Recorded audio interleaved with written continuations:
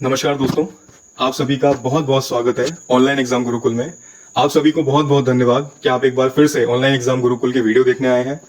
जैसा कि आप सभी को 19 सितंबर 2022 के वीडियो में बताया गया था कि पहली बार मध्य प्रदेश लोक सेवा आयोग ने छात्र आंदोलन से प्रभावित होकर विगत कई वर्षों के बाद 4 बिंदुओं में श्री राजेश लाल मेहरा जी के निर्देशानुसार डॉक्टर पंच भाई की मुद्रा और हस्ताक्षर द्वारा 4 बिंदुओं में हमें कुछ चीजें बताई थी, जिसमें से हमारे वर्ष 2019 का पीएससी का प्रारंभिक परीक्षा का रिजल्ट भी था।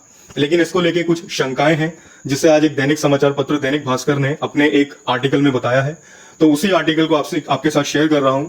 जैसा कि आप सभी को पता है कि ओबीसी आरक्षण 14% होगा कि 27%, सारी कवायद इसी के ऊपर है और सारी परीक्षाएं इसी वजह से रुकी हुई हैं। तो इसी को कुछ स्पष्ट करते हुए इस समाचार पत्र ने एक कवरेज दिया है, जिसमें यह बताया गया है कि एमपीपीएससी को शायद क्या करना चाहिए जिससे परीक्षा फिर से आगे ना रुक जाए। तो इस न्यूज को देख लेते हैं बिना टाइम गवाए। मध्य प्रदेश लोक सेवा आयोग एमपीपीएससी को 30 दिन के अंदर सभी भर्ती परीक्षाओं के रिजल्ट जारी करने हैं, ये उन्होंने खुद अपने पॉइंट में बोला है और वो इसको करेंगे भी, ऐसा उम्मीद हम रखते हैं। लेकिन इसके लिए क्या आरक्षण की नीति अपनाई जाएगी, इसको लेकर एमपीपीएससी स्थिति स्पष्ट नहीं कर रहा है। वहीं इसको लेकर लीगल एक्सपर्ट की राय क्या है कि हाईकोर्ट जब तक आरक्षण मामले में अंतिम आदेश जारी नहीं कर देता, तब तक अन्य पिछड़ा वर्ग को 14% आरक्षण देकर रिजल्ट जारी किया जा सकता है।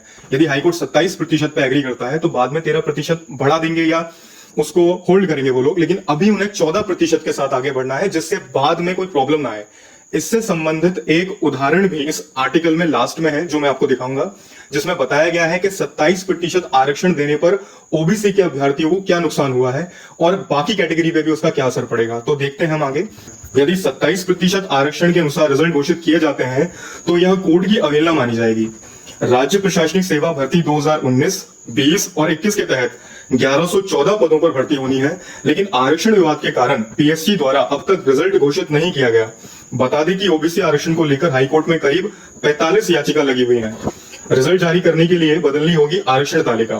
कि आरक्षण तालिका में किस प्रकार का परिवर्तन करना होगा। एमपीपीएससी में पूर्व में कार्यरत अधिकारियों ने बताया कि ओबीसी को 14% आरक्षण देकर रिजल्ट जारी किए जाते हैं तो आरक्षण तालिका बदलनी होगी। जो पहले वाली तालिका थी वो करनी होगी, जो 2015 में थी। देखिए इसमें आगे हम पढ़ेंगे।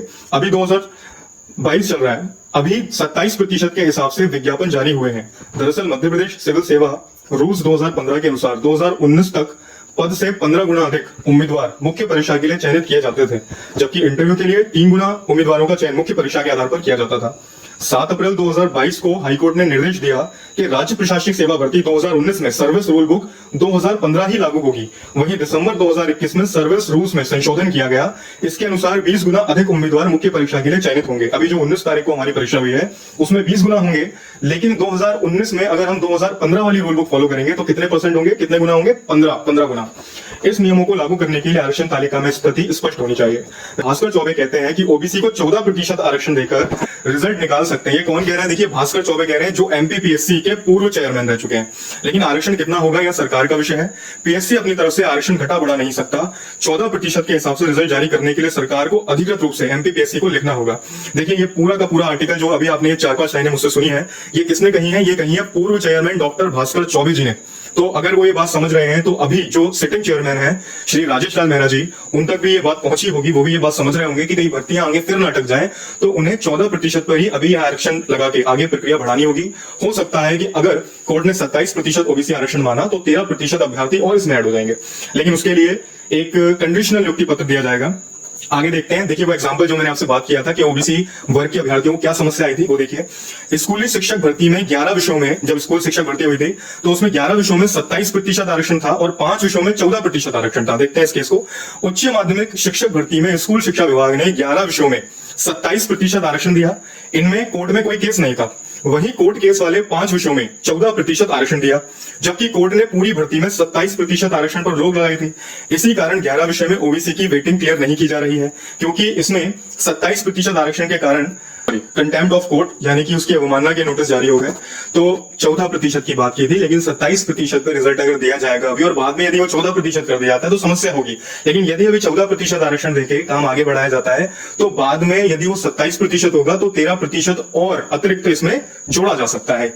ये वही बात हो गई कि यदि खाने में नमक कम हो तो आप उसे बढ़ा सकते हैं, लेकिन अगर ज्यादा होगा तो आप कम नहीं कर सकते।